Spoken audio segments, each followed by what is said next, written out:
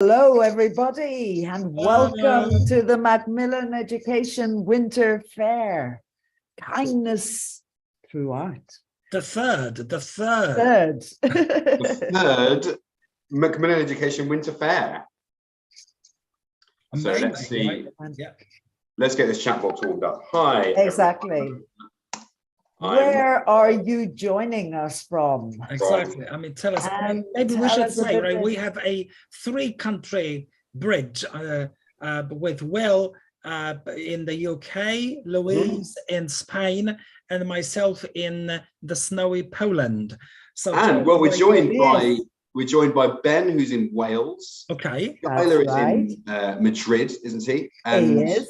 Margarita. Margarita is in Greece. In Thessaloniki, yes. In Thessaloniki, yes. All right. So we are on the screen. We've got lots of people. Saudi Arabia, Istanbul, Argentina, Turkey, Poland. All right. Georgia, Czech Republic, and another person from Georgia, Czech Republic again, Slovakia, Georgia. Wow. Oh, wow. Go to Mexico. And Italy, and just the number of countries is going up on an unbelievable rate. Cameroon, wow. Got Istanbul, Turkey, Malta. I have quite a few colleagues from Poland, so welcome everybody. Amazing, lovely to see you all. And I hope you all know this is a very jolly session we've got today. It's quite a jolly. Oh yeah, and you know, we did this in the morning, so we are now speaking a bit of, you know, with that background knowledge already, and it's just been a blast. So you guys brace yourselves for something very special. What's the weather like where you are? Is it snowing? Is it cold? Or are you enjoying the summer weather? Maybe. Oh, I've got sun as well. Oh, look at that. Oh, my Lord. Wow. Will. Amazing, isn't it? Very covered. It's actually, this snow hasn't moved for about 4 days. Wow. I hope it doesn't get any higher and snow you in. But it's pretty hot in Cameroon, guys. I just read. Yeah. And hot and humid in Saudi Arabia. Wow. That is amazing. Hot in Argentina. Okay. Yes. And there's a snowman. Snow there. Very good, Blanca. Okay. And Blanca has got a snowman. Yes. Amazing. Getting cold in Pakistan. Yeah, quite a few places that are chilly. Yes, it's cold and snowy in Poland. I confirm that. Yes. Did I just see Ben saying hi? I just saw Ben saying hi. I'm not going crazy, right? Ben just said hello somewhere in the chat. Maybe. Maybe I don't know. Okay. No, okay. Okay. Hasn't logged on yet, has he? He hasn't. He's just messaged me. He's having a little bit of an issue with his computer. He's just restarting it. He won't be long. Okay. We're not due to start yet anyway. No, exactly. Keep coming with the messages. Yeah. I keep looking at Bulgaria, Lithuania, Turkey, Pakistan again. Wow, Czech Republic, Georgia. Exactly. And Georgia again. Lots of people from Georgia. Yeah, absolutely. So I think during Ben's talk, he's going to ask you how you I'm not going to destroy the secret. I'm not going to reveal it, but I've got a question. If you could put one word in now for what you hope this session to be. What do you hope this session to be? I hope it's joyful and helpful. That's 2 words, actually. Marcella says funny. Useful. Yes. Okay. Inspiring from Monica. Okay. Innovative from Pikira. Motivating says vital. Vital. Crazy for volunteers. I love it. Amazing. Productive. It's going to be all of these things. Oh, yeah.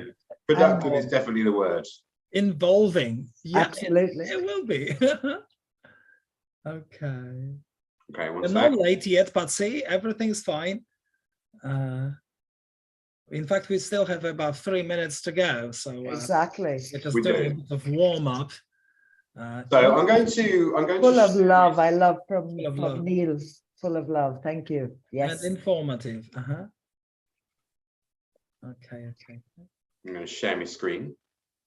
Hello, Blanca. Yep. Okay. Ben is here. Ben is here. Okay. So Ben Crystal has very kindly joined us in amongst an extremely busy day.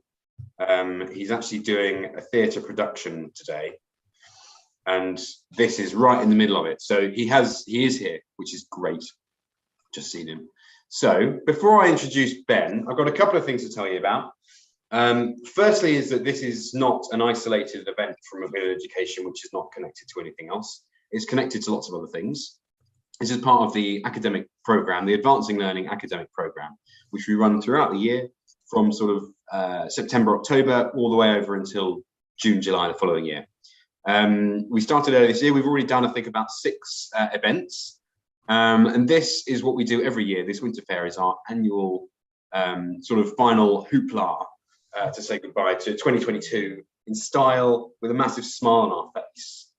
To say goodbye to work also for a little bit of time, because we usually kind of stop around this time to spend time with our families. And we're continuing in January. We've got a few events coming in January, and I will tell you later about something happening in February, something very exciting happening in February. But in the meantime, we've got a webinar collection. We've got a very comprehensive blog. We've got a huge range of teaching resources. And it's all free. You don't need to register for any of that stuff. You just need to go to our website, explore it, find what you like, start reading, start listening and watching, etc., etc. It's all there for you, and it's all just freely available. Scan the QR code or macmillanenglish.com/ALAP. So do go take a look. Not now though, not now, because we need to start talking about the event today. You're going to get a certificate. That's what I'm going to say about that. You're going to get a certificate today, in the next week or so. And now, look at those 3 wonderful people. Look at them. They're so smiley, and Ben looks so profound in that picture. I love that picture of Ben. So thoughtful and pensive. And there it is in its full colour. Full Technicolor. Ben, are you there? Yes, sir, I am. You are. Wonderful. Hello, everyone. Wonderful to see Ben. you. Oh, such a joy to be back at the Macmillan Winter Fair. This, I know it's Christmas when I'm seeing Gregor's in ridiculous glasses. Yeah, I think you can expect this to be a staple of the end of every year, Ben. This will be happening 20 years from now. Ben, and every year a different Christmas costume. Exactly. Yeah. We're expanding our repertoire. Yeah. I've got to say, Louise, you look a little bit like a Christmas Marvel character. You look superhero-like. Well, I'm feeling super, I can tell you. I feel like a bit of a Marvel. What's Thor's evil brother called? God knows Loki. what it. No, well, Loki, that's called. he wears that big horn thing. Well, that is just called ridiculous. I thought so. It's the day to be ridiculous. Come on. Absolutely. Yeah. This little tape, that little conversation is definitely going to be part of our best bits montage. I'm not even horsing around, I am moosing around. Very nice, very nice. Okay, but maybe we should get the program going, should we not? Yes, we should. I went to get started. I went to get started. Thank you. I went to get started. Terrible. Everybody, I don't know if you need an introduction to Ben Crystal. He's a friend of mine. He's a friend of Macmillan's. We love working. A friend of mine. A friend of yours, Greg. You introduced us originally. And it's always a pleasure to have you here, Ben. You're an actor, an author, a producer, an educator, a truly inspiring person. You always do inspire. That word always comes up in the chat box after your talks. That's why we keep inviting you back, because you are truly inspiring. Not only by the talks that you give through us, but by the books that you've written and the work that you do with Shakespeare, on Shakespeare. Not with Shakespeare. Not with. He's a But silent part. he brings Shakespeare to life, eh? We can say that. So we're also going to be seeing Ben come back in February. We're doing something else extremely special in February, which I'll tell you about later. He's coming back with his dad, David Crystal, because you're writing together at the moment. So I don't know how much you'll say. I'm not going to say anything about that apart from I know that you're writing together. We can say it's a book called Everyday Shakespeare. There's a different inspiring quote for every day of the year. I'll be mentioning some of them in my talk, I think. And it's going to be published by Chambers in, I think, either April or May, just in time for the 400th anniversary of Shakespeare's first folio. Oh, wow. Wow. Fantastic. You heard it here first. Okay, I'm going to hand over to you, Ben, if that's all right. Fantastic. Thanks so much, Will. Thanks, Greg. Thanks, Louise. Cheers. Bye. Well, and thank you all out there for coming today. Personal thanks from me, but also on behalf of Macmillan English. It's a joy to see so many of you here. And having made it here, accept the welcome from me, please, and welcome yourself here. Take a breath with me.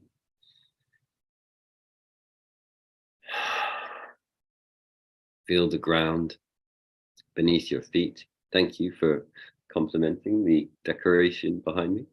I brought this tree in celebration of the production that I'm making at the moment. My house is filled with actors that are involved in it. I'll tell you about the production later. As Will said, I'm an actor and a theatre producer, and whenever I start a session with actors or children or students or members of the public, whatever session it is, I always start with a check-in. So I invite you all now to put a word into the chat box here, a word to describe your year, a word to describe your 2022, a word to describe how you're feeling today: turbulent, productive, wonderful. Great words. Challenging. Those came up this morning. Low, overflowing, surprising, hectic, awesome, exhausted, tired, busy. Keep them coming, please. Stable, a bit drunk. Good. Well, you know, everything in moderation. Busy, busy, busy. Lots of busy bees. Thank you. Keep them coming in if you'd like to check in to describe your year in a word. In this, the next 25 minutes, I'm going to share with you some of my experiences and some of my reflections of a life in pursuit of the arts, a life in pursuit of connection, a life in pursuit of communication, and how kindness, grateful, love that one, how kindness and gratitude in all their expressions can be nurtured and nourished through radical innovation and the wide open blue sky imaginative invitation of creativity. Now, as Will said, as I just said, I am an actor, I am an author, I am a producer of theatre. I make theatre happen, often, more increasingly, in communities around the world. And mostly, but not always, I am writing or acting or producing Shakespeare theatre, or Shakespeare books, or Shakespeare parts. But I must come clean from the get-go. I left school hating Shakespeare. It was an arts institution that set me onto my path that has led me here with you today. And finding myself on an artistic path led me to hone the crafts of listening and of empathy, the learned trait of empathy. And from my very privileged position as a white male living in the United Kingdom, from what I can hear, from what I see, from what people tell me, from what I feel, it seems that the world is hurting. it feels that we don't have the tools to deal with what has happened to us all during the last few years. Does this year feel harder to you than the last? Permacrisis is the Collins Dictionary's word of the year for 2022. Permacrisis is defined as an extended period of instability and insecurity. In the UK, apparently by our choice, we have Brexit. Around the world, there is COVID still,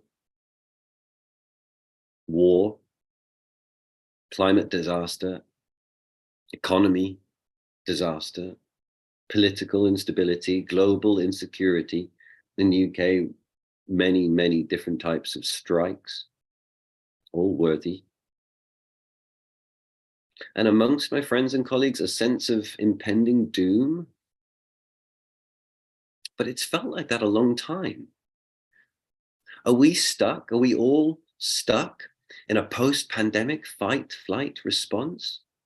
Have we normalized it? According to a survey of UK teachers, 9 out of 10 teachers have seen an increase in workload in the last year.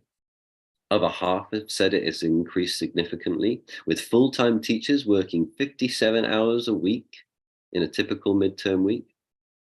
Teachers who took part in the poll said they had spent more time on pastoral care, looking after their students, admin, teaching, remote learning, and dealing with parents.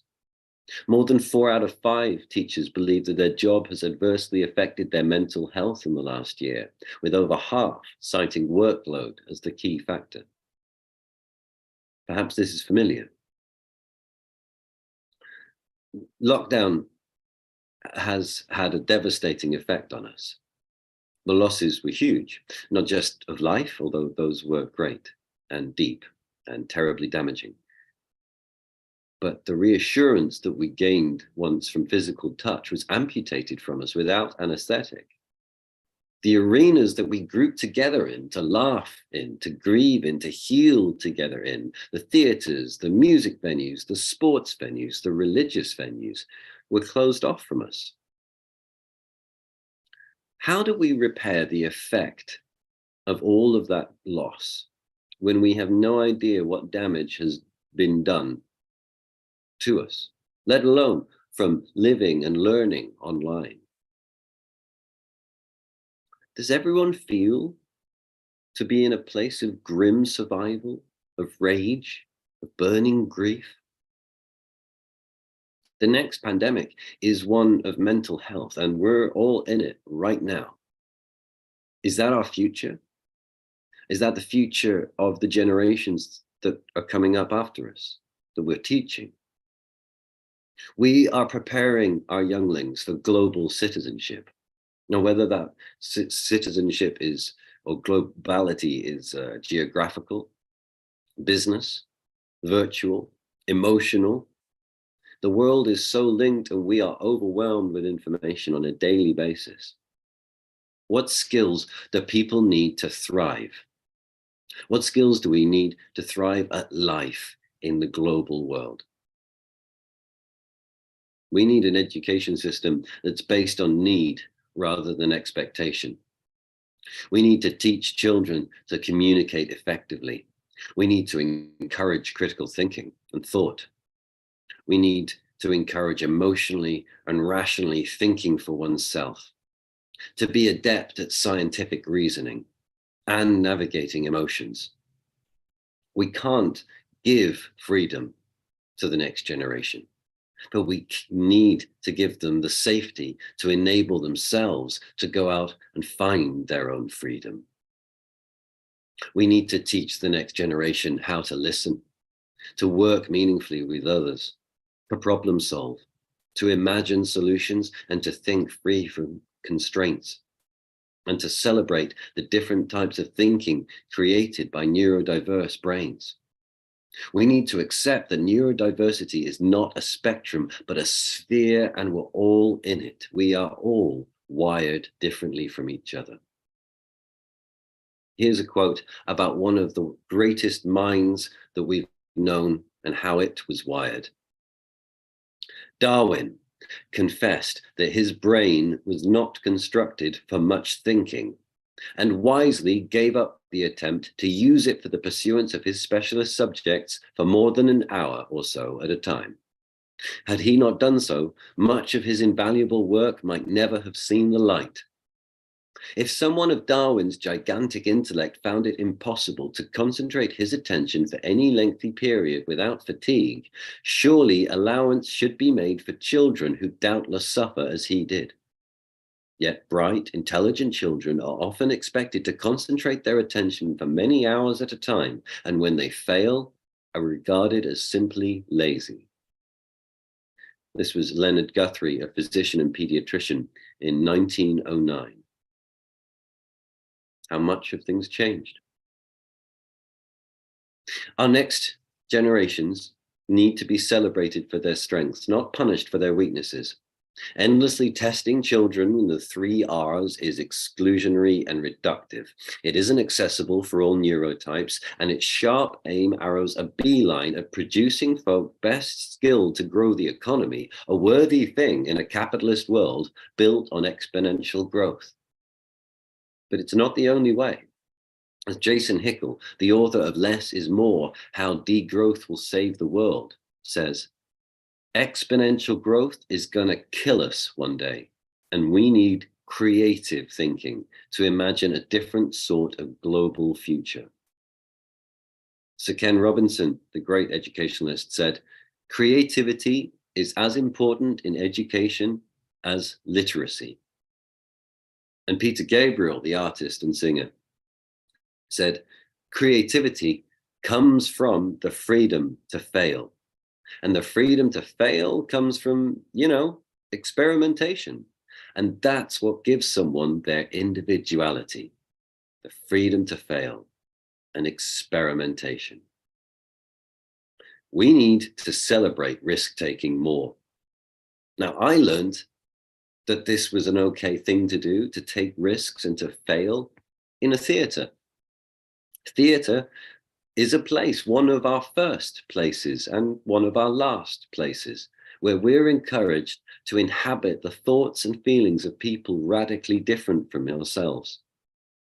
Theatre is the powerhouse of empathy. As our mirror neurons sing inside of us, the mirror neurons, the magic parts of our human brains that spark empathy, that help us walk a mile in another's shoes, that help us see others go through something emotional and make us feel a little of what they experience. Theatre has empowered me and has taught me about team building and collaboration. As Ruth Brock, the ex-CEO of the Shakespeare Schools Foundation, which encourages students around the country to perform Shakespeare in their teens, she said, the act of putting on a play, the coming together, the creativity, the imagination, the failures, the conquering of fears, and the doing it anyway. As the saying goes, drama is not therapy, but it can be therapeutic. Chris Sonnix, the artistic director of the theatre company Cardboard Citizens, yesterday announced that he has set up Ticket Bank. Now, I should say that Chris's theatre company Cardboard Citizens creates work with and for people who experience homelessness, inequity, or poverty. Ticket Bank, the institution that he set up yesterday, gives unsold theatre, music, comedy, and dance tickets to people struggling with the cost of living. Chris said, there are brilliant people putting together food banks and heat banks, but that doesn't give humanity its basic needs from a soul point of view. People who are suffering as a result of the cost of living also need access to community, entertainment, and things that warm the soul. Art is a human right, and the tighter things get with people's finances, the more they will be squeezed out of art. Indeed, The artist Anthony Gormley recently, well, a few years ago now, tried to take some art to Sarajevo, and this was what his response was to the Foreign Office's opinion that he should not. The Foreign Office said it was immoral to take art when what was needed was food. That's a very limited view of what is necessary for the spirit. It was in theatre, not education, that I found one of my greatest teachers in Shakespeare, in Shakespeare's writing. His writings have taught me empathy. They've encouraged my creativity. They've expanded my imagination. They have given great grounding and foundation to my compassion and exercised my reasoning. They haven't perhaps taught me so much about conflict resolution, but still, Shakespeare, there's room for improvement. Having taught me all of these things, I now know that there's a place I can go, a body of work that captures so much of what I need to thrive.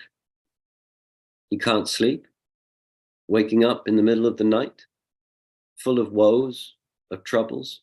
There is a place you can go, a sandbox of human emotions, a safe place to explore saying the wildest and most extreme things you've ever felt or thought. And I have heard it said, unbidden guests are often welcomest when they are gone. Society is no comfort to one not sociable. In sooth, I know not why I am so sad.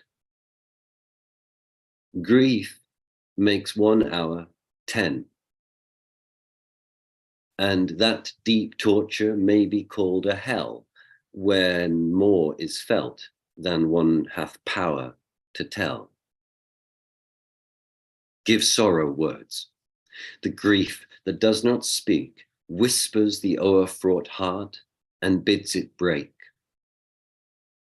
My tongue will tell the anger of my heart, or else my heart, concealing it, will break. For gnarling sorrow hath less power to bite the man that mocks at it and sets it light. Our remedies oft in ourselves do lie, which we ascribe to heaven. In nature, there's no blemish but the mind. None can be called deformed, but the unkind. 'Tis in ourselves that we are thus or thus. Our bodies are our gardens, to the which our wills are gardeners. Self-love is not so vile a sin as self-neglecting. The worst is not, so long as we can say, this is the worst. The miserable have no other medicine but only hope. The web of our life is of a mingled yarn, good and ill together. Yes, yes, Shakespeare, I have felt like this. Shakespeare makes me feel seen. Theatre made me feel open to the idea of therapy and meditation and mindfulness. Therapy helped me heal my griefs that I'd been carrying. Therapy made me ready for the deeper lessons Shakespeare teaches. You all, I'm sure, have heard the phrase, tell me and I forget, teach me and I remember, involve me and I learn. I slightly prefer the 3rd century Confucian philosopher Sun Tzu's version. Having heard of it is not as good as having seen it. Having seen it is not as good as knowing it. Knowing it is not as good as putting it into practice. That, for me, is a call, not just to theatre, not just to creativity, but to artistic expression, which can so often be the gateway to the healing act of compassion and to the learned trait of empathy, to kindness, in other words. Compassion, to have active concern for the misfortune and suffering of others, and empathy, the basic tool of the artist, the ability to see the world through the eyes of others. Barack Obama once said, "It's the power of empathy, not as an end-all, a be-all, because even after you've listened to somebody or seen them, they still have a concrete problem. They've lost their house, they've lost their job." But what this form of story sharing and empathy and listening does is it creates the conditions around which we can then have a meaningful conversation and sort through our differences and our challenges and arrive at better decisions because we've been able to hear everybody. Everybody feels heard, so that even if a decision's made that they don't completely agree with, then at least they feel like, okay, I was a part of this. This wasn't just dumped on me. Empathy and compassion are the building blocks of community and global citizenship. The arts are an excellent means to express yourself, to process your feelings, and to give space, a safe space, for others to express themselves and to process their own feelings. Speaking, writing, painting, sculpting, dance, music, whatever art form resonates. Art invites us to use our life experiences, to combine them with our imagination, and to form on the page the words, or the ink, or the palette, or the clay, or the form, or the musical notes.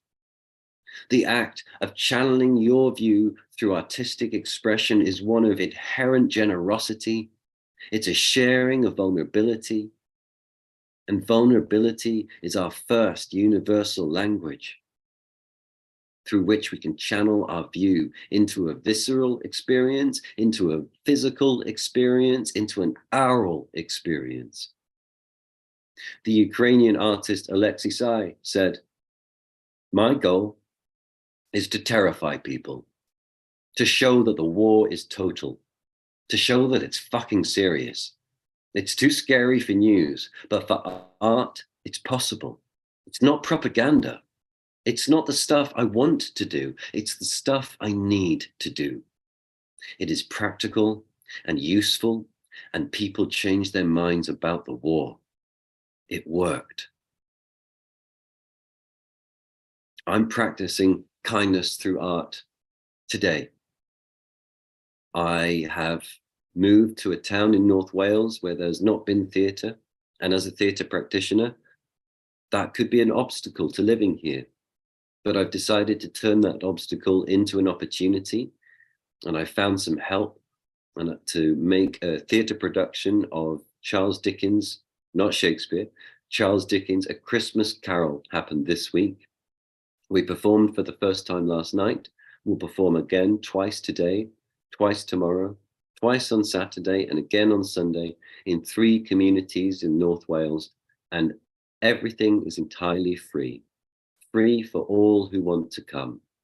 An opportunity for coming together, for laughing together, for crying together, for raising a glass together because we've managed to make sure that everyone gets a nice warm hot drink and something to eat at the same time. And to share a bit of festive spirit, no matter your belief, that this time of year is an opportunity to let go of hate and hurt and to hold each other and to be together on this rock. We must learn to facilitate permission and agency and ownership and creativity and articulate the freedom and necessity to fail and to fail again. And as Beckett says, Samuel Beckett, to fail better. We need to gift inspiration, imagination, and oracy to our next generations. We need to challenge ourselves and each other. We need to scale impossibly high mountains for no other reason than because they are there to be climbed. Maybe because from the vantage point of these highest peaks, we can gain a clearer perspective of what it is to be human. Thank you. And just as we began the session, checking in with a word, I invite each of you now to reinforce this session with a word in the chat box, a word or a phrase that captures the session for you, something that you want to take with you, something that you want to leave behind you. Thank you for coming. I thank you for listening.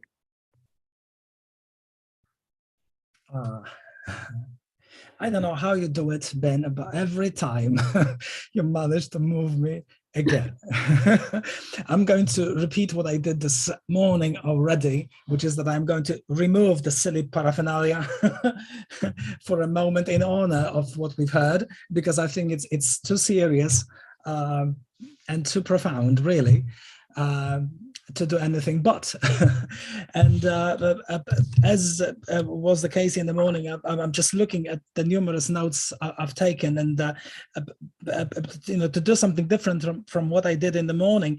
The quote that I think stood out for me massively this time around is the one from Peter Gabriel, where you said that creativity comes from the freedom to fail. And I think it's, again, as we talked about it in the morning already, it's such a beautiful thought that invites instant parallels with education. Yeah, learning comes from freedom to fail. It's so important to remember that, and not just in the time of holiday celebration, but when everyday reality kicks back in, and we somehow needs to continue to relate to these people. I think this is super important. And another thing that again, it just stood out in my notes so much was this idea of doing something anyway, doing something when the initial spirit of enthusiasm is long gone, right? And you continue doing it because you feel that this is something of value. And you've reminded me of something that my Polish colleagues will instantly recognize. The late poet Młynarski, a wonderful poet. He produced, in the time of solidarity, in the time of Poland rising again from communist oppression, he came out with this incredible poem in which the final lines, or the key lines in Polish were "Róbmy swoje," let's just do our own thing. And if we do, then a few tiny details might survive. And the tiny details that he mentioned were culture, art, and freedom of speech. And I thought, in your honor, I did a very amateurish and probably embarrassing paraphrase of that. And the paraphrase in your honor is a few tiny details might still survive: art, culture, and the will to thrive. Oh, and I just, I mean, this is a way to say thank you from us all for sharing what you've shared with us in the morning and in the afternoon today. So have a wonderful holiday season, you and your loved ones, and we do hope we see you a lot in 2023 on many occasions. Much love to you all, Grzegorz, and to your family, and to Will and Louise and everyone out there. Peace and goodwill to all.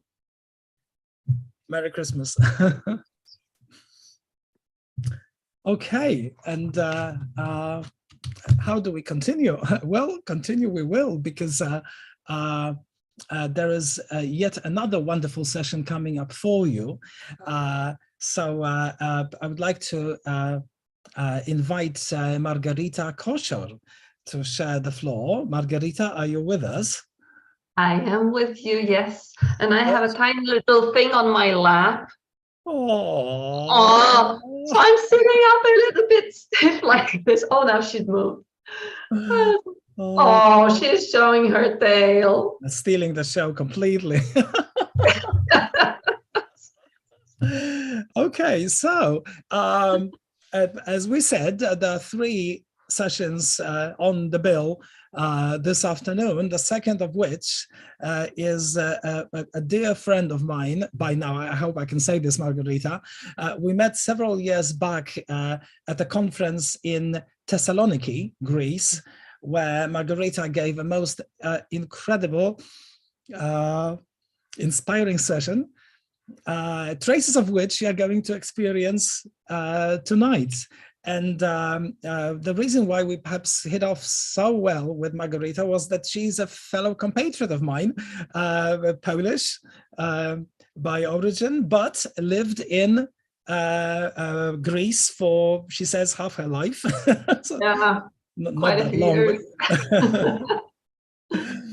Margarita is an educator, obviously, but also a materials developer and materials writer. Plus, she's also a storyteller. And again, traces of all of those roles you're going to experience in just a moment.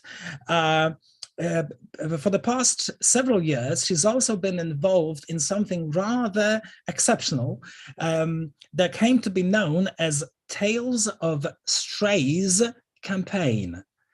The word strays is a little surprising. It has to do with stray animals. And I won't say anything else because she's about to explain it almost beautifully to you. And so I think I'm just going to hand over, inviting Margarita to give you a session called Teaching for a Better Tomorrow Through Creative Expression. Well, I know I'm leaving you in very capable hands, so I'm going to disappear and let her do her magic. Thank you so much for this introduction. I'm really wondering how Cookie is going to make this session interesting because she slept through the morning session. Now she's awake. All right, so let me share my screen with you.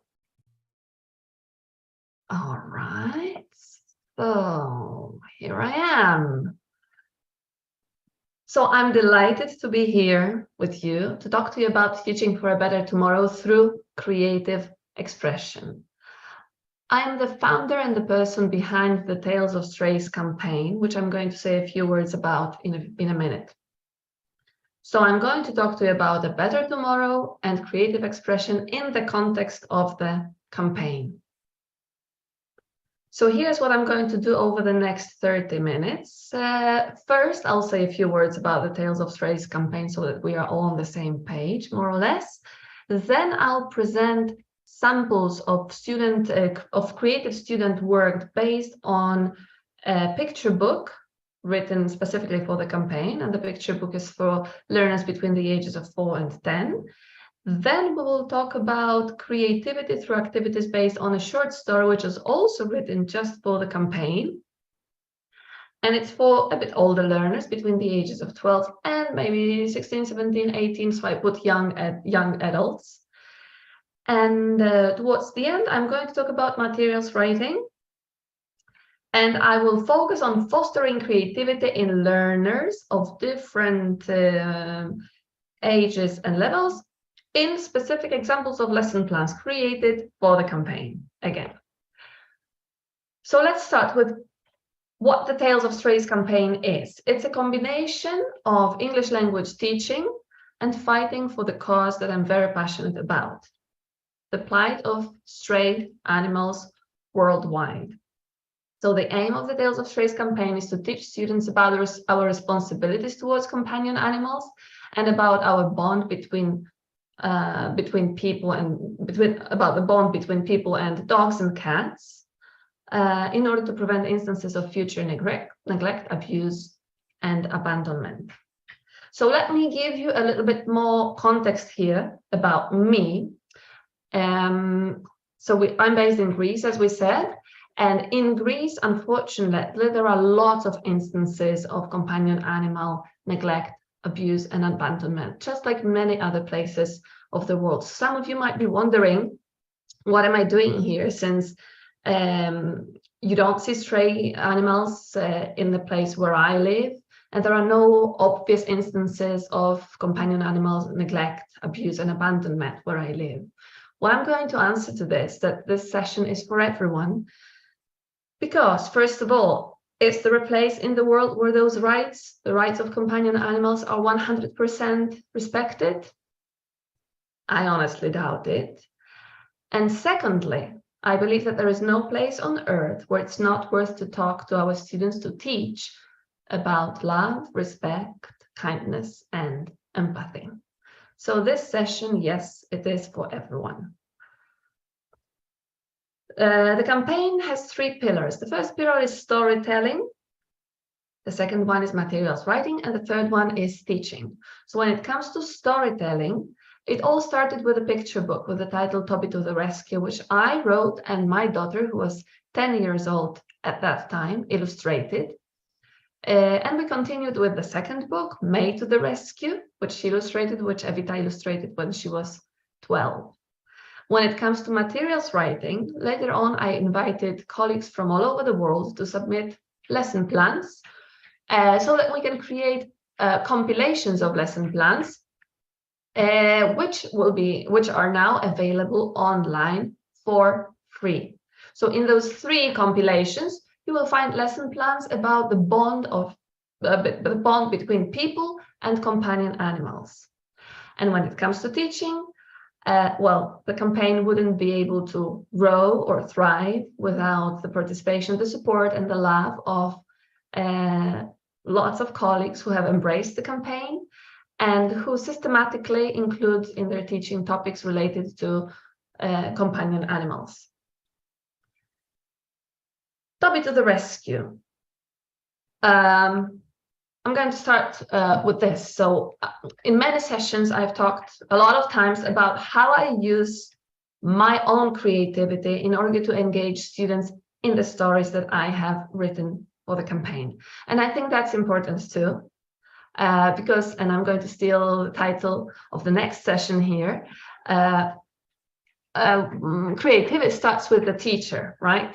But today I'm going to focus on students' creativity. I'm going to focus on the ways in which I engage students in a creative way.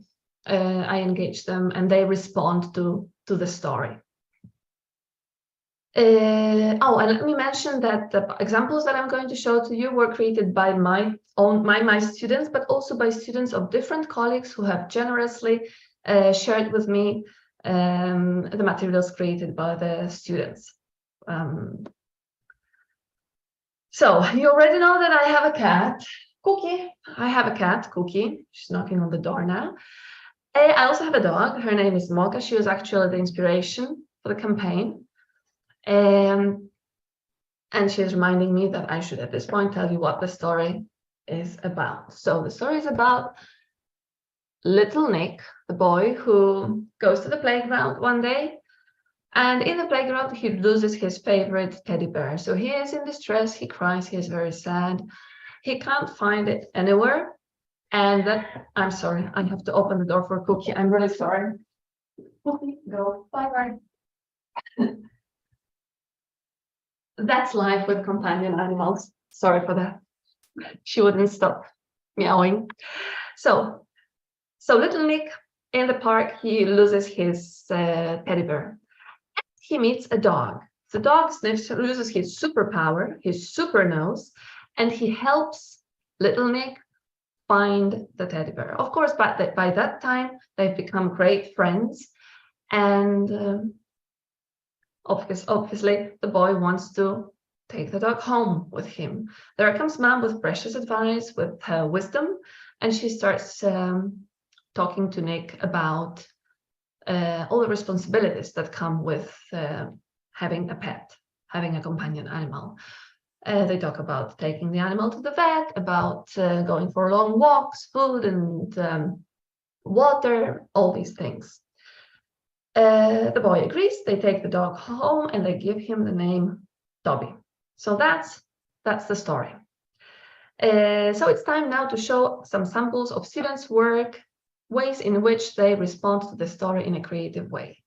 So let's start with something very simple that every student likes. Draw your favorite scene. So here we've got an example of a scene in which mom talks to little Nick and explains to him that a dog is not a toy. Yes, you're right, he's your friend, but a dog is not a toy. There will be a lot of work. Can you do it all, my boy? She said. You will notice that the story is written in the form of rhyming chants. So we do a lot of work based on language work, based on the rhyme and the rhythm. And then we talk about the responsibilities. And then there is the creative part as well, in which students create their own things. Okay, so some students draw, whereas other students sing. And here we've got a student from Serbia who decided to sing the story of Toby. So let's listen to her. I can give you food and water, take you to the wet. I can take you for long walks, you will be my pet. I will call you Toby, this will be your name. I'm happy to have you, do you feel the same? All right, so this group of students from Serbia, they were very creative about Toby's story. So except for the song and some other things, they also wrote the continuation of the story. So we have 4 students here, and each of them wrote about a separate day. So we've got day 1, day 2, day 3, and day 4 after Toby's adoption. And we're just going to listen to a little bit of each one.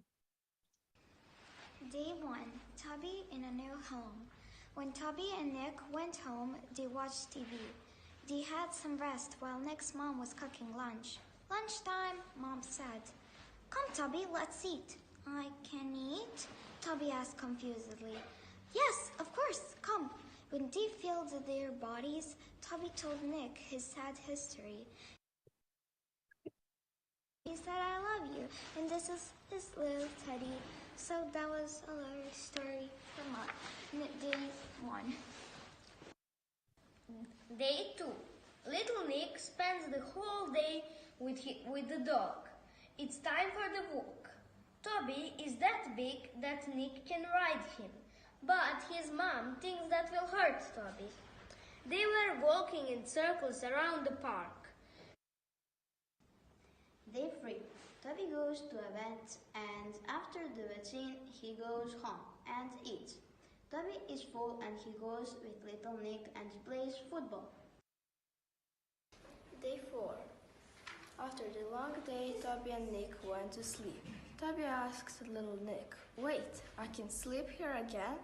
Nick answered, yes, you can." Toby laid on the fluffy pillow. They were sleeping gently, sweetly.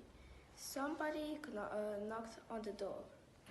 That woke up Nick and Toby. Nick's mom opened the door. She heard the cat noises. She looked down and saw a little kitten in the basket. So you understand that in the continuation of the story written by these 4 students, Toby has a cat sibling. All right. All right. So remember I told you about 3 compilations of lesson plans. Lesson plans written specifically for the campaign. One of those lesson plans was written by Hara Haratsuka from Greece. And in this lesson plan, she focused on Toby to the rescue. And because Hara very much believes in the power of creative expression and the power of educational drama, she included all kinds of activities like this in her lesson plan. So first of all, she asked her students to create puppets. And they reproduced the story of Toby using those puppets. They also dramatized the story, they played the roles. So here in the second picture, you can see that this is Mommy, this is little Nick in the stroller, and this is the dog who comes and sniffs, smells little Nick sneeze to get the smell of the teddy bear, and then helps them find the dog, helps little Nick find the dog, find the teddy. All right, and here we've got a sample of their dramatization. Nick, come on, it's time to leave. I have to cook. I'm coming, Mommy. Mommy, where's my little teddy? I can't see my little teddy. Help me find him, please. Don't worry, we'll find him. Nick, watch out, there is a dog. Don't be scared, Mommy. Don't you worry, good boy. I think I can tell you. My nose is ready.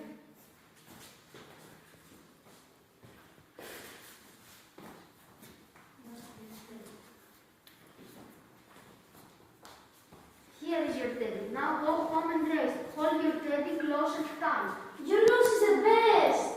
My name is Nick. What is yours? Well, I don't have a name. I live here in the park. I am stray. Nobody wants me. That's not true. I want you. You're my friend. Mommy, please let's take him home. He's my friend. Yes, you are right. He's your friend. But the dog is not a toy. There will be a lot of work. Can you do it all, my boy? A lot of work? I don't understand, Mommy. What's it like to have a pet? Food and water, vet and care, long walks every day. This is what you have to do to adopt a stray. I will do it, Mom. After all, that's not so much for the love you get. Let's go home, everybody.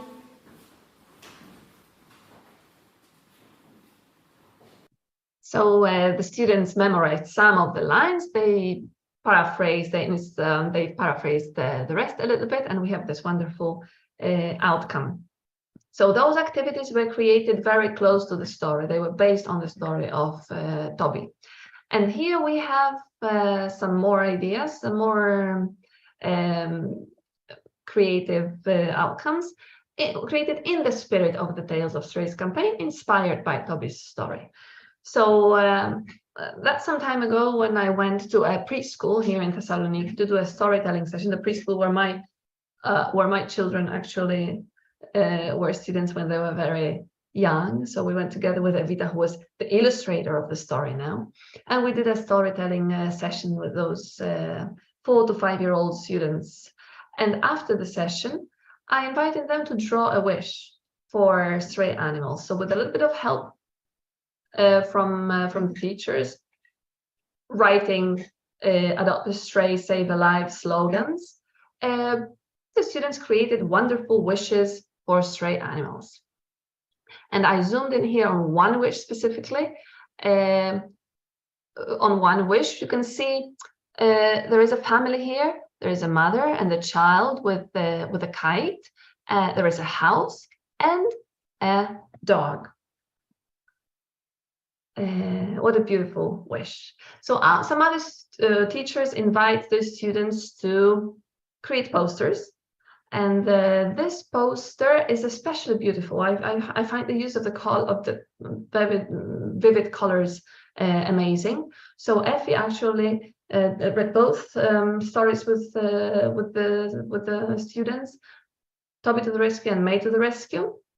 And inspired by those stories, the students prepared the poster like a campaign poster. Together we can save these precious animals. They put some heartwarming slogans and the hashtags Adopt a Stray, Save a Life, which I usually use when I post on social media about the campaign. Here's another example of creative expression through an acrostic poem built around the word happy. So we've got happy, have a small puppy to play and you will be happy all day. And here's another poem written by one of Tanya's students. It's actually dedicated to the student's dog. The title is For My Dog.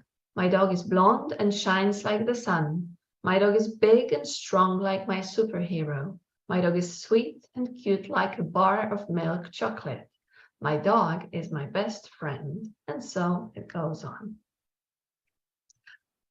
Another very interesting activity, and before I explain it, I'll have to add a little bit of context about me. So, except for being like a teacher activist, incorporating companion animals into my teaching and materials writing, I am also a volunteer at a local shelter. at a local dog shelter. So every year in December, we organize a bazaar to collect some money for our strays.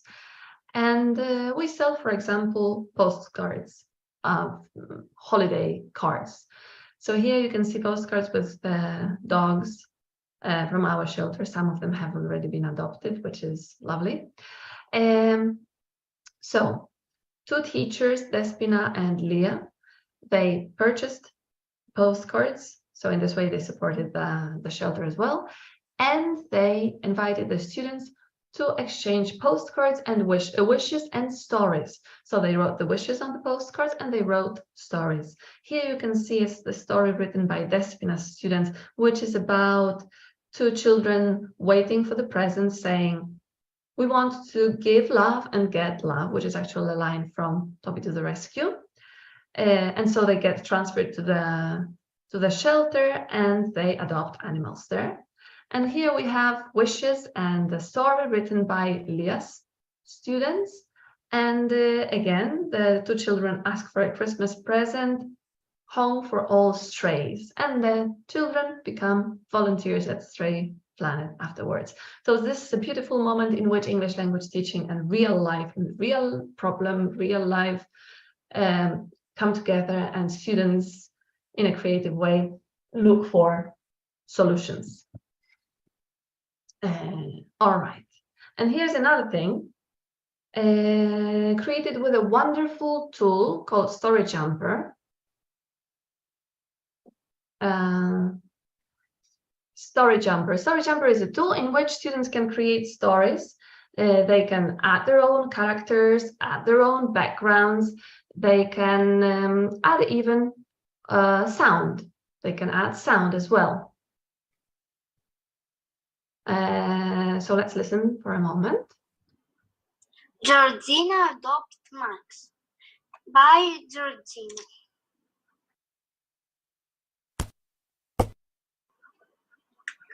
To all the strays in the world.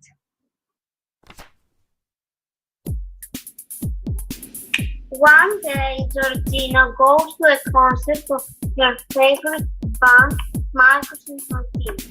On her way, she sees a big building. There is a man at the door.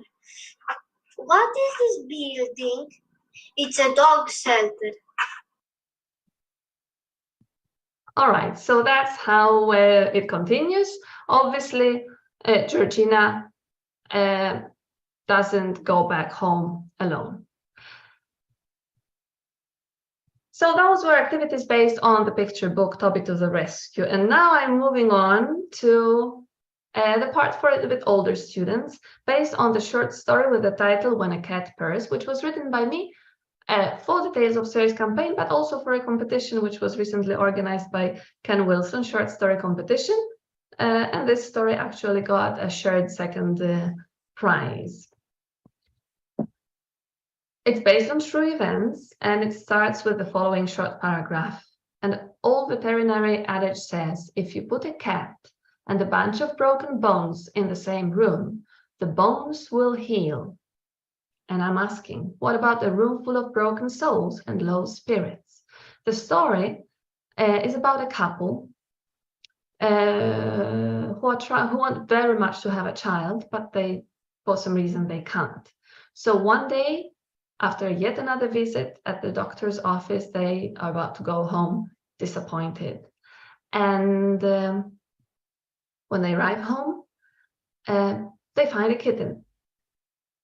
So at the time when they were already considering adopting a child, they suddenly end up adopting a kitten.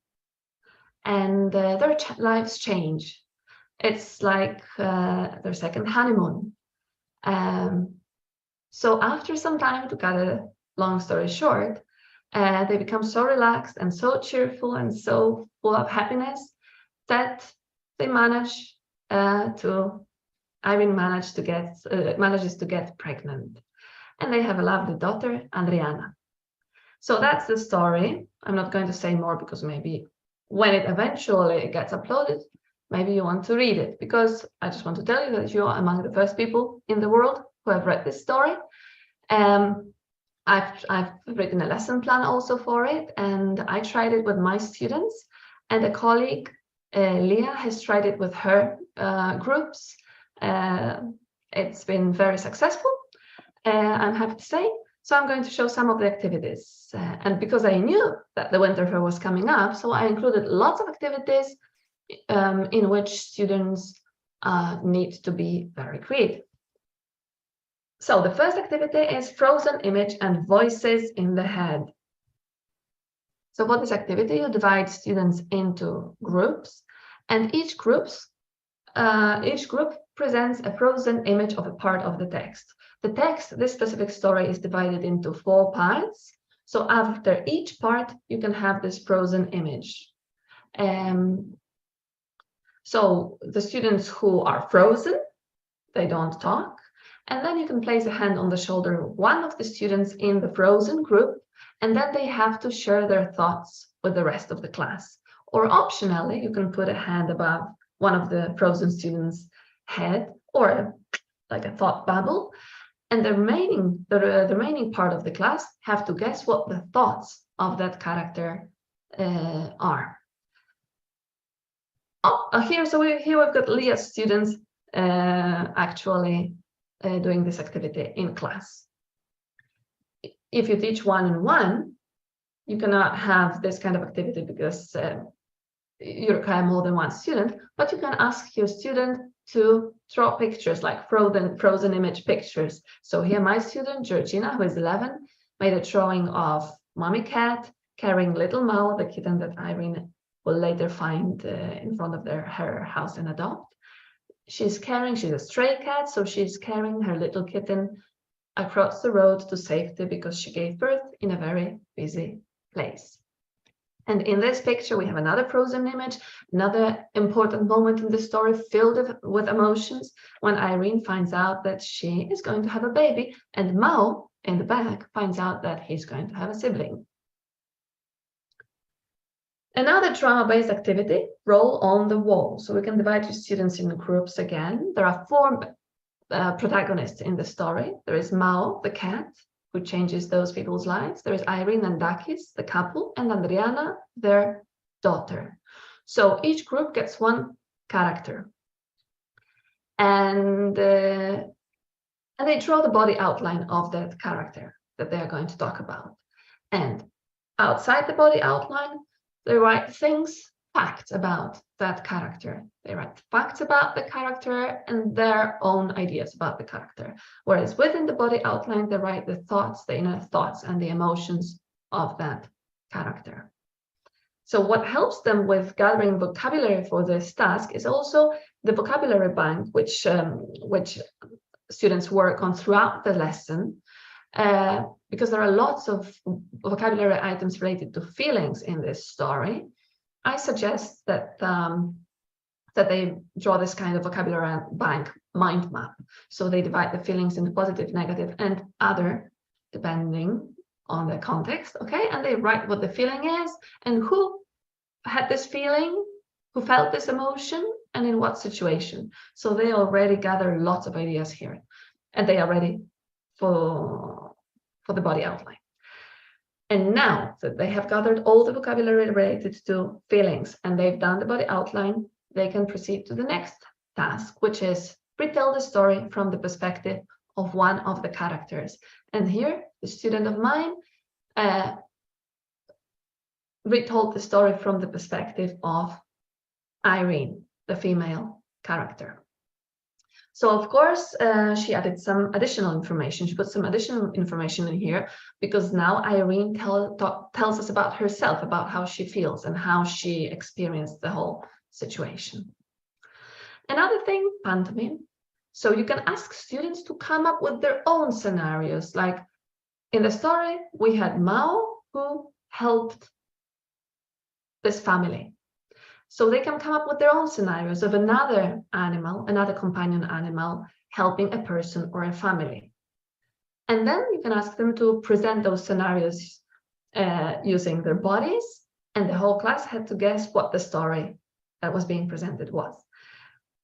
And sometimes, students say that they believe that they are not creative enough, they don't have enough ideas. So you can use the scenario cards which are going to come in the lesson plan accompanying the story.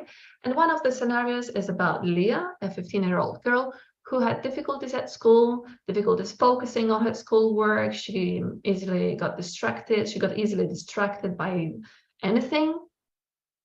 And for this reason, it was difficult for her to make friends. She was kind of a loner, and actually people were making fun of, other students were making fun of her. And then one day she goes to the park and she meets a stray kitten. The kitten started brushing against her legs, and she put the cat on her lap, and she realized that in that moment she was more focused than ever. The healing power of the cat. Another thing, poem writing. Poem writing, we already saw one example of a poem, and here we are going to see two more examples. So in order for students to write a poem, you can break it down, like Aston talk about sights and sounds and smells and feelings that they associate with companion animals, and about activities that they do with companion animals, and then they write a poem. With more advanced groups, you can introduce sound devices, for example, alliteration, repetition, and you can tell them what about acrostic poems and how to use different rhyme generated tools online to write poems that rhyme. So let's listen to two samples. Cats. Curious cats everywhere, all with attitude, thinking of fish all the time, softly purring. And the second one. This is my sweet puppy. It is a little bit chubby. This is my sweet puppy. It is badly beginning to bark. This is my sweet puppy. It is always lucky. This is the reason I love my puppy, and the reason it makes me happy. Lovely. Cats. No. This is Okay, so those compilations of lesson plans I told you about. Now that I'm coming to the end of the presentation, let me show you just a couple of examples of lesson plans which are available in those compilations, which are based on all kinds of creative tasks. A lesson plan by Maria Polichru, who loves museums, loves paintings. She created a lesson plan in which she shows to students lots of different examples of paintings in which you can see people and animals, and you can see very different relationships between those people and animals. So she also suggests the technique of image theater or frozen image. So students create a frozen image of one of the paintings, and the rest have to guess which painting it is, and then they discuss like whether the recreation was successful, what could have been done differently, what's the relationship between the person, the people in the painting, and the animal. She also suggests the flashback and forward techniques, which means what happened before the painting was painted, what's going to happen afterwards, what happens afterwards, and they can write a story about this. This is the 2022 compilation. You can see Cookie here, the troublemaker, the one who interrupted the session. So this lesson plan is written by Leah. It's about grief, about the loss of a companion animal. The starting point is this story written by Marina, a 12-year-old student. It's about her dog, Guido, who sadly passed away. And another very important element of this lesson plan is this painting by Marina, in which she depicted grief. So students can discuss the use of colors, the use of different shades, okay? And they can talk about represented her grief. And then students can be asked to make their own paintings. And I have a few examples. So the students created the paintings, and the rest of the class got engaged in the analysis. So for example, here, there are some nice comments about how the dog is almost invisible, because that's probably the way in which that the artist shows the big loss. In this painting also, the whole picture is in color except for the dog, and we can see the tears. The girl is crying. And in this painting, we can see that the person's face is invisible. It's dark, okay? Because the focus of the artist was on the posture and all the words expressing so many emotions, so many negative feelings. And this picture, although the topic was grief, it's full of joy and full of love and connection, okay? Although it's black and white, but it's so joyful. It shows the wonderful, shows the wonderful connection between the boy and the dog wagging its tail.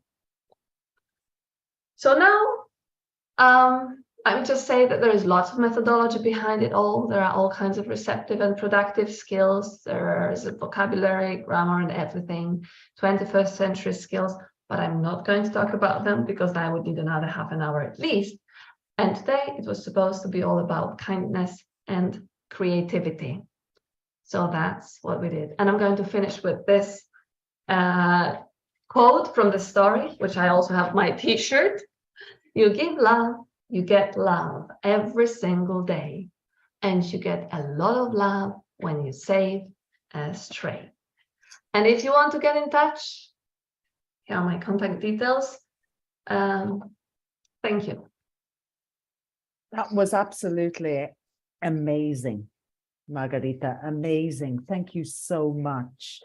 This is the second time I've seen it, but I've taken away so many new things. I mean, it's such a complete session. There's so many ideas, and there's one, I'm going to quote you on it because it really struck a chord with me when you said ELT, English language teaching, and real life come together, and students in a creative way look for solutions. And that's true from the 4-year-olds right up to the 16, 17, 18-year-olds, with all those wonderful ideas and ways of taking the story, the base story, further through poems, through songs, through posters, through frozen images, through letters, etc., etc. I mean, really, it's just, well, I'm a bit speechless once again. Yeah. Thank you. Thank you so much. And you'll have seen in the chat all the really complimentary responses from everybody, thanking you and for all these ideas, these interactive, inspiring ideas. And I think, you know, everybody is going to take a lot away from this session. So thank you for being so generous with us. Thank you so much for inviting me. But I've enjoyed being part of this. Sorry for a cookie. No. It's real life. We're talking about real life. She is absolutely and totally appropriate and in keeping with the theme. So no, wasn't an intrusion. I think it was perfectly coherent. Thank you. Thank you so much. Okay, so let's keep the show going. And now, Schuyler Hedstrom, I want to welcome. Hello, Sky. How are you? Fine, thanks. Good. Just a brief introduction, because you also have lots of creative and interactive ideas to share with us. Sky has been collaborating with Macmillan Education in Spain for many years now. I've known him for over a decade, and he's been involved with lots of storytelling, theatre sessions with children from all ages, from very young, from infants right up to late teens, and he works with adults as well. He co-runs Impact in English Theatre in Madrid, and he is an actor a director, an educator, and absolutely just a wonderful person. And so, Sky, blow us away with your session. Creativity starts with the teacher. Okay, thanks, Louise, for that lovely introduction. I have my decorative hat on, but then it might feel distracting, so I'm gonna just set it here on the side.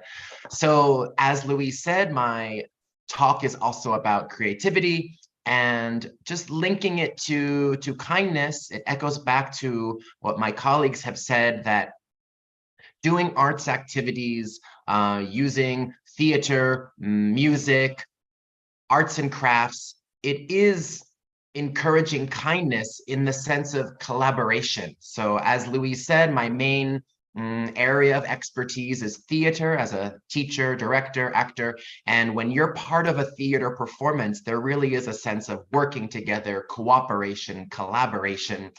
Singing is therapeutic. Anytime you're using music in the class, you're tapping into different energies. So any activities involving singing together or music is also very beneficial for our students. Arts and crafts activities can inspire pride in your own work and appreciation when you see your classmates, what they have done. And when you're acting, when you're improvising, you have to listen, you have to react to what's happening with the other actors, your classmates or co-workers. And a fundamental rule of theater is yes and, is saying yes to whatever your scene partner has suggested. If someone says, I love this amusement park, let's go on the roller coaster, you're at an amusement park and you're going to go on the roller coaster. So I think that's another important lesson of saying yes, accepting what the circumstances are, and then adding information. I have a PowerPoint with some information I'm going to share with you, and then I'll stop sharing it when I show you some activities, because I want the session to be mostly ideas, a little bit of theory, but I want to actually show you some examples of quick creative games and activities that you can use in your class. So first, we'll talk about creativity. Some people think, oh, I'm not creative, I can't do it. So I want to start by saying everyone has the potential to be creative. The excuse of I'm not creative, I don't buy it, okay? Maybe you're not feeling the most creative today, or there's a time pressure, or the weather, that's fine. But please don't accept or use that excuse. Everyone has a creative element of their personality. A lot of the activities that we have talked about today and that I'm going to talk about are theater, music, arts and crafts, but that doesn't mean that those are the only areas where you can be creative. You can be creative in social sciences, history, science, math. Please use creativity, use these ideas no matter what subject you are teaching. Sometimes people think that unstructured free time is the easiest or best way for students to be creative. And I just want to say that that isn't the best way.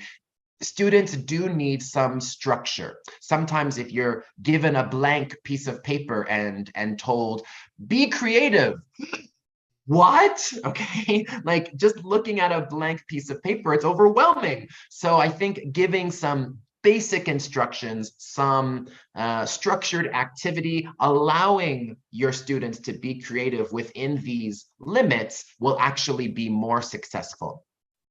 And the final truth here is you just have to go for it. You have to make the decision to take a risk with your lesson, try a new activity, and don't put too much pressure on yourself of like, oh my God, but I'm not an actor. I think these activities, I've tried them with students of all ages, little kids, adults, and they work. So please, I hope you will use 1 or 2 or 5 of my activities that I'm going to teach you now. In general, ideas or games or activities where you are those activities where there is not one right and then the rest of the answers are wrong. So do activities without a right or wrong answer. Activities where there are multiple possible solutions, multiple possible ideas, so that you're not in this binary yes, no, right, wrong kind of mentality.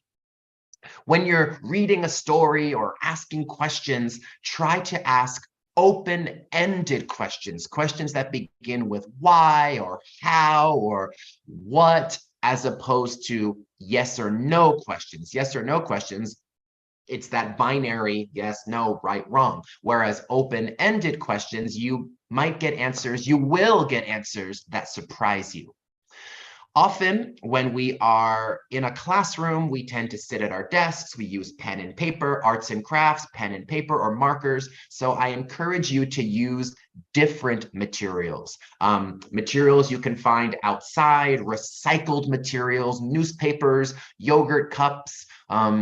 You can go to the store and buy, I don't know, inexpensive cotton or fabric or anything. Natural materials, of course, are great, but try to avoid the mentality of paper and pen. I think people can be more creative when they have different materials in front of them.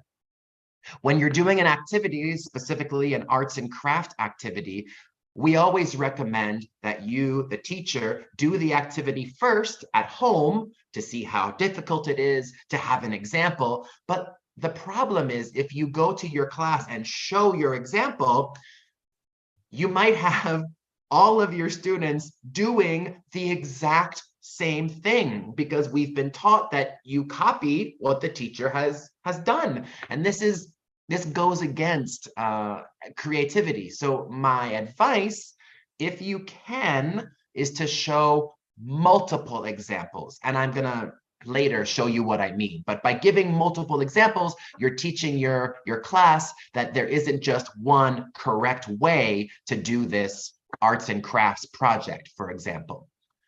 Just like asking questions without a right or wrong answer, do activities without a winner or loser. Games where it's a collaboration, where there are groups, where it's the success comes with doing the activity and not necessarily there's a competition with a winner and a loser. And finally, when possible, get your students moving around out of their desks. We tend to be more creative when we're walking around and not in this sort of static, bored posture. Okay, I'm going to now show you some activities. I'm going to stop sharing my screen. The first activity is called Pass the Pen. I have a pen, or Pass the Spoon. So if you have a spoon at home, you can bring your spoon to class. I think the spoon is easier, but you can totally use a pen, no problem. There are two versions of this activity. The first is you're passing the spoon around the circle, and each student has to use the spoon as a different object. So one person could do this, and the teacher asks, "What is it?" And everyone says, "It's a toothbrush." Pass to the next person. And it could be, "What is it?" "Mascara." Or it could be a hairbrush. I don't know why I'm using all personal hygiene. It could be a violin. It could be a microphone. Okay, and each person is passing it around. There isn't a lot of English production, so if your students are shy to speak, they just have to mime, okay? And the second version of Pass the Spoon is, it's a spoon or a pen or pencil. As it gets passed around the circle, the teacher gives adjectives like "it's hot," and the students are like, as they pass to the next person. Or "it's stinky," and you're like, as you're passing. And you have a couple people, and then every 2 or 3 people, the teacher can say a new adjective. "It's expensive," "it's cute," Okay, and the teacher is saying, use your face, use your body language as the coaching, as the object goes around the circle. Again, it's a 5-minute activity, getting people to be creative, use their imagination. The next activity I want to teach you is called the letter. And I have a blank piece of paper. There's nothing written here. It's an imagination exercise. I'm going to do an example. And then I'm going to ask you, what did the letter say? And if you want, you can type in the chat box your idea of what do you think the letter said. Again, it's blank. There's nothing actually here. Okay. Example number 1.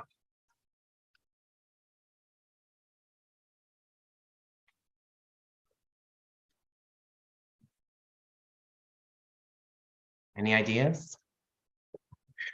If I can ask good news or it's a letter, good news or bad news. Yes, someone said it. Energy bills. I was thinking it's the electricity bill and it's super expensive. But all of these ideas are perfectly valid. My child asking for money, my boss telling me I have to work during the Christmas holidays. It's not like there's a right or wrong answer. They're all great, but there is the what I was imagining in my mind. Example number 2, a little easier.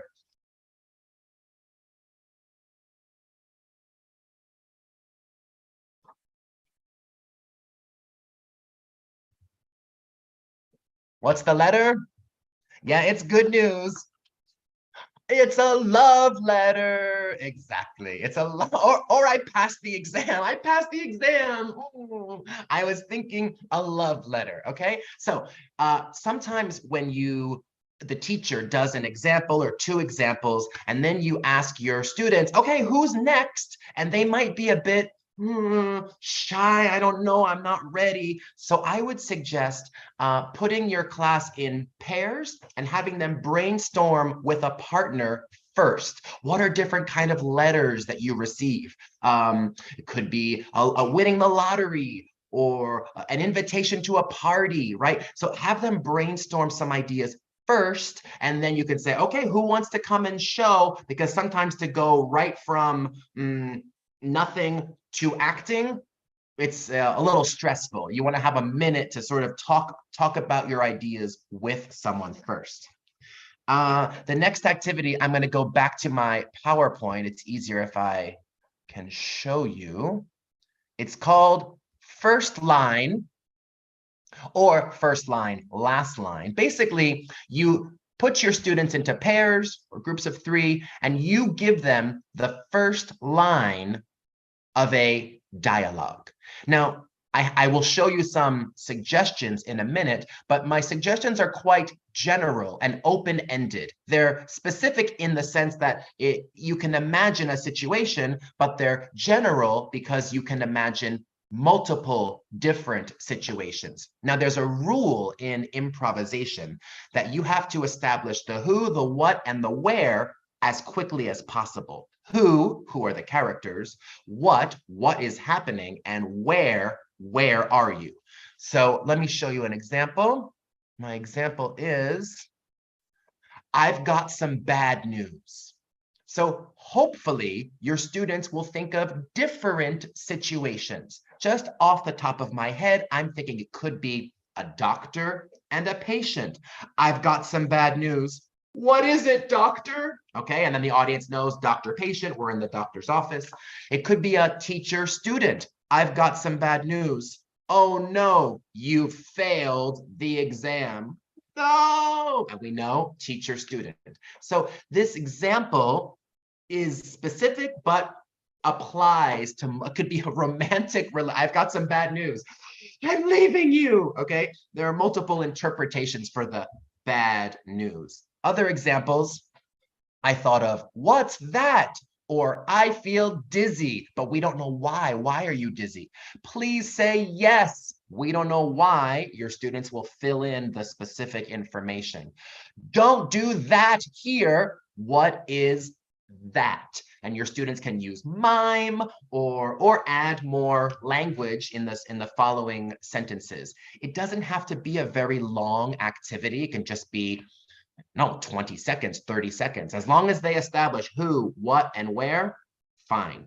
Now I called this game first line, last line, because as an alternative, you could give your students one sentence, which is the first line, and a different sentence, which could be the last line. And the challenge is for them to invent a story where they have to go from the first line to the last line. So you could say, your scene begins with, I've got some bad news.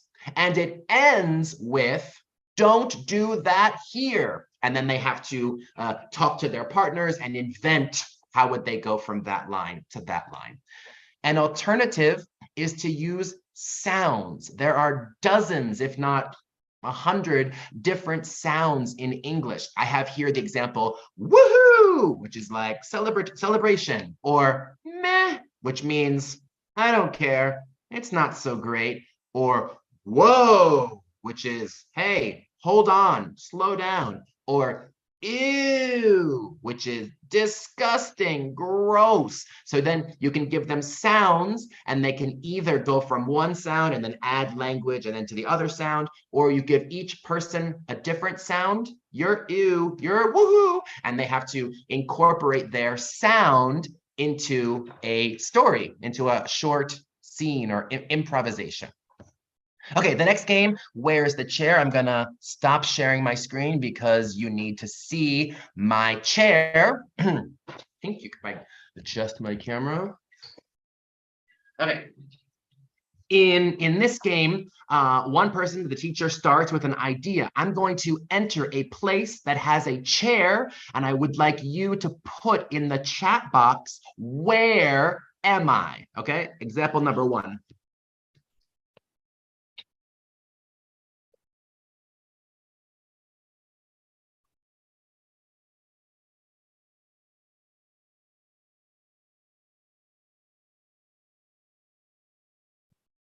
Perfect. Cinema, cinema, cinema, cinema. Yes, exactly. I was trying to do cinema. Thank you.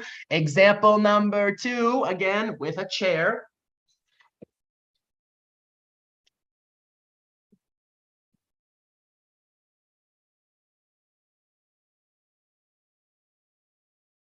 Good, horse, riding a horse, perfect. Motorbike over a bumpy road, yeah, a horse, cowboy, perfect. I wanted to do 2 different examples. I did the horse to show that the chair could also be any kind of seat. Obviously, you don't put a chair on a horse, you use a saddle. But in this game, it's any kind of seat, chair, saddle, whatever. Again, I would ask my students to brainstorm first with their partner, where are locations where you sit down? And they could be talking with their partner. It could be a car, it could be in the office, it could be a piano recital, it could be the roller coaster. Okay, and then once they have had 30 seconds to brainstorm, to share ideas with a partner, then I say, okay, Miguel, do you want to try? And I get different students to come. Again, low English output. They just have to mime, and then everyone else can say where they are. An important piece of information, I would never force someone to act if they don't want to. If someone's like, no, I'm like, okay, no problem. Next game, next person. I wouldn't want them to feel stressed out. The next game is called 10 Seconds to Make, and the time pressure makes people do it and not think about it. So the teacher says, you have 10 seconds to make a robot. 10, 9, and you can do it individually where each person is their own robot, or you can put them into groups of 3 and together they make with their bodies one robot. And you can say 10 seconds to make a washing machine. And if you're counting 10, 9, 8, there isn't time for this discussion of, now what kind of washing machine? Is it a Maytag? How many kilos of laundry? No, you just have to do it. Okay, I'm the door, I'm the clothes, I'm the, I don't know, like the container, I'm the plug, and they're just working together to make the object. Some groups are really fast and 10 seconds is too much. So you could even do 5, 4, 3, and they have to make the object. Let me go back to the PowerPoint. I had a couple more possible objects.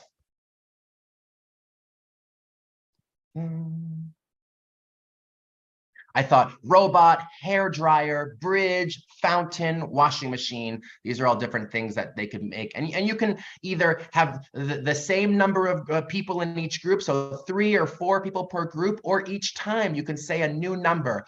4 hair dryer, and they're in groups of 4, and they make a hair dryer. 5 fountain, groups of 5, they make a fountain. Each group of 5 makes their own fountain. All right, a bit of theory.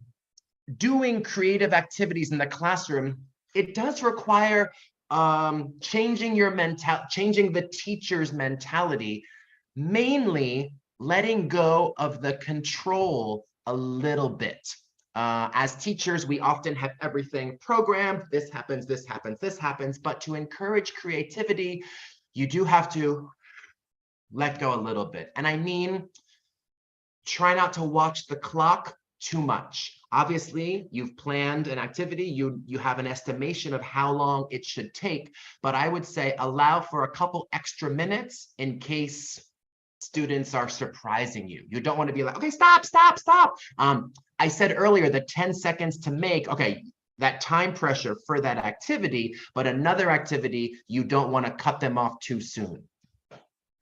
Let your students decide where the story goes. If you're telling a story, you can say, what happens next? Who arrives? And let them contribute ideas. It may not be what you were expecting. It was a dark and stormy December. Okay, all right. I was thinking night, but December's okay. Like, go with the flow. Sometimes students will give you an answer that you didn't expect, but it's not necessarily wrong. The challenge here is your instinct is that's not what I was thinking. No, but when you're being flexible, when you're being creative, accept multiple possible answers, even if they're not the standard response or the answer that you were expecting to have. Give your students the benefit of the doubt, be a bit more flexible. Okay, this activity is called Every Picture Tells a Story. I have a painting here, George Seurat. I think it's called Sunday Afternoon on La Grande Jatte. I chose this painting because there's lots of characters. Similar to what Margarita said, with using a picture, you could have your students act out. They could be the characters of the painting. Now, this is obviously a professional production. My students don't have time to get costumes and umbrellas, but if you look at them side by side, you can see how they line up, and then they can act out the story. They can decide, as Margarita said with her activity, where are they going? What happened before? What happens next? As Louise said, I live in Madrid, so there's another famous painting in El Prado, the Prado Museum. Las Meninas, another great example. You could have your students act out, get into the position of the characters, and then invent the story behind the painting. For arts and crafts projects, as I mentioned earlier, using recycled materials. So here I have a piece of newspaper. I'm going to stop sharing for a second. I suggest you can use newspaper when you're studying weather vocabulary. And again, any response is fine. You say, it's hot. And one student could be like, another student could be like, mopping the sweat. Another student could be protecting themselves from the sun. All fine. It's windy. It's cold. It could be a scarf. It could be a coat. It could be a hat. There's no right or wrong answer. You give everyone a piece of newspaper and you have them act out. You could also invent, you're walking in the forest and they can turn their newspapers into binoculars. You don't need to spend lots of money on specific materials. You can use recycled materials, and with their imagination, they can act out what they need to. So here's an example of just newspaper and tape, and we have the royal family. Okay, so it's not elaborate costumes, but you can see creating costumes for a theater play. You could do a fashion show. I mentioned using different materials. Sometimes the best instructions are limited instructions. If you tell students step by step what to do, you're going to get 25 copies of the exact same thing. If you give more general or open instructions, such as make something useful, then and you give them the materials, then they can create something with their imagination. I've actually done this with an adult class, and people made a little tray using newspaper and tape. They made a tray for papers. They made a little purse. It's really great to see what people can do with limited instructions. I mentioned showing multiple examples. My next slide is a snowman. It's the winter fair, a holiday theme. It's a snowman activity, and you can see 3 different examples using plates and paper and googly eyes and buttons. But if you show multiple examples of your arts and crafts project, the message you're sending to your students is that there isn't only one way to do it, that you accept creativity within the confines of you're making a snowman and these are the materials. My final area of activities or suggestions is using music in the classroom. I have an activity called Move to the Music. Maybe it's a good transition activity when you're trying to mix up groups or people have been sitting for a long time. I have this song, I think you can hear it. It's a general upbeat music. It's called Lucky Elephant.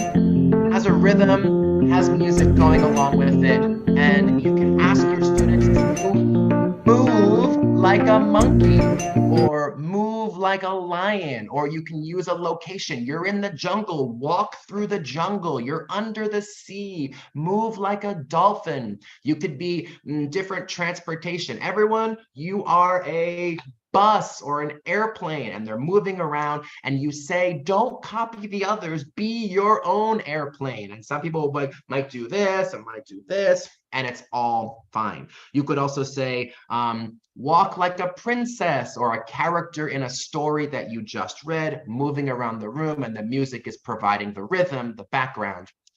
Find someone who, again, you could play music. You could say, find someone who has blonde hair, or find someone who is wearing blue pants or blue sneakers. And again, you're mixing up the groups. And when the music stops, they have to find their person, giving them a bit of a time pressure there. Sound effects, there's this great app called Dramatic Music app. I think it's for iPhone, but there is an Android alternative, and it has background music, dramatic music, comedy music, scary music, dun dun dun dun, or sound effects, telephone ringing, alarm clock, drum roll, game show, laughter. And you could also play some of these sound effects or music as inspiration for a scene or a story that they're reading or writing. So I recommend it. You can download it on your phone or laptop, and it's great to have these sound effects or dramatic music or romantic music or sad music or something like that. And the last activity with music is a commercial jingle. I found this royalty-free commercial music. Here it is.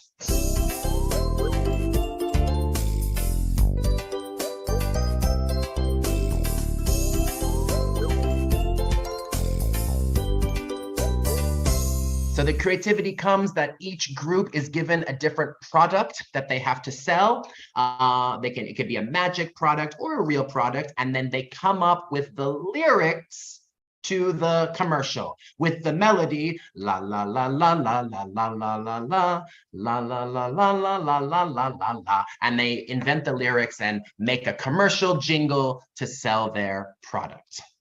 A lot of activities that I do, if you have more time, project-based learning, lots of opportunities for your creativity. Here are just 4 ideas. This is something, as I said, you wouldn't just do in 10 minutes, a longer project. Start a rock band, design a fashion show, make a TV news program, have your own Oscars Film Awards show. And all of these activities, you would get lots of student input to and guide them and help them, but using their creativity.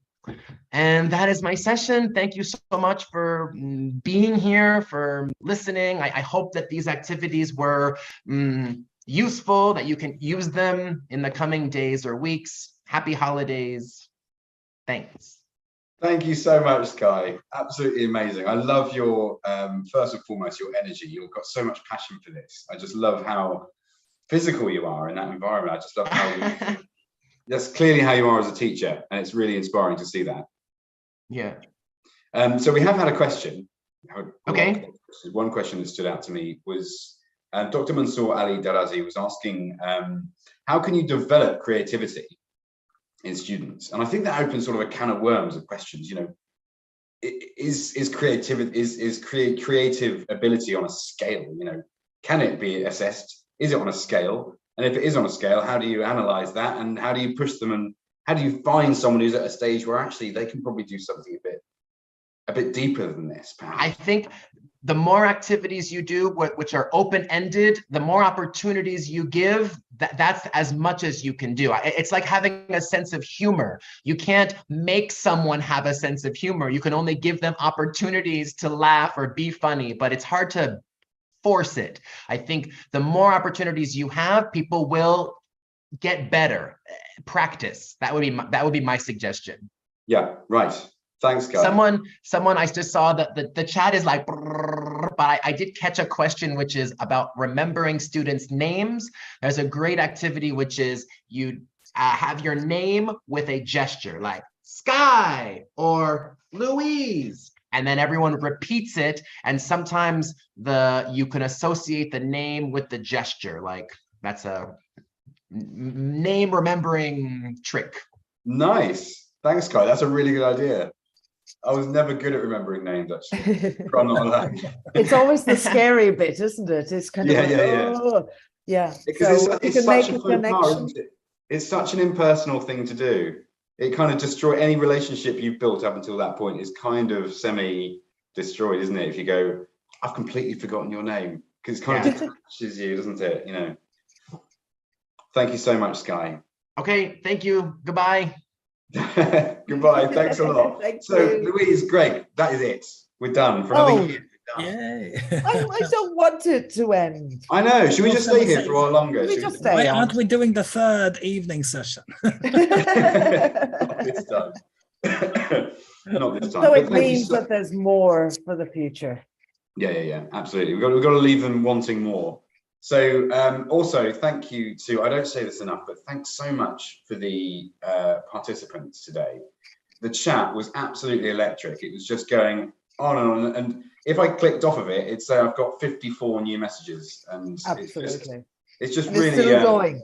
It's still going. Still going. It's just so great to see that people are so up for communicating with the ELT. You know, once they're in that area with other ELTers. Everyone's just so up for talking to each other and messaging and reacting and responding and saying what they think and saying nice things. And it's just it's such a pleasant list of words to read. I just have a sort of sad message to relay, which is that I just got a voice message while Sky was on from Margarita, saying that she just got a message from her partner saying that he went out for a walk with their two dogs, and there was some sort of traffic commotion. One of the dogs got scared and ran away. So poor dear, she had to chase after the partner to try to find that doggy somewhere in town. So it actually is a stray dog, would you believe? Oh so my God. I'm just saying this now so everybody can send out good thoughts to Margarita so that the dog is found. Wow. What a sad story. Yeah. But hopefully I thought I would share ending. it with you guys because I just know how much you enjoyed her session. So if you just can mental good thoughts, and angels and whatnot to Margarita so that the dog is found, because poor dear, she was really distressed, which is why she's not with us now to say goodbye. She just had to run away. Oh well, life. All our best thoughts are flying to her.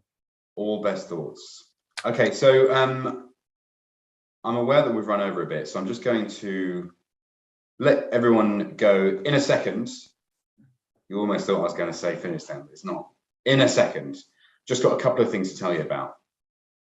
So firstly, you're here, I assume, because you're interested in the topic of creativity, but also in the topic of kindness and empathy and developing those skills in our young or middle-aged and anywhere in between, or elder, you know, whatever age your students are. Everyone wants to develop the ability to be more kind and more empathetic and more spirited within their community.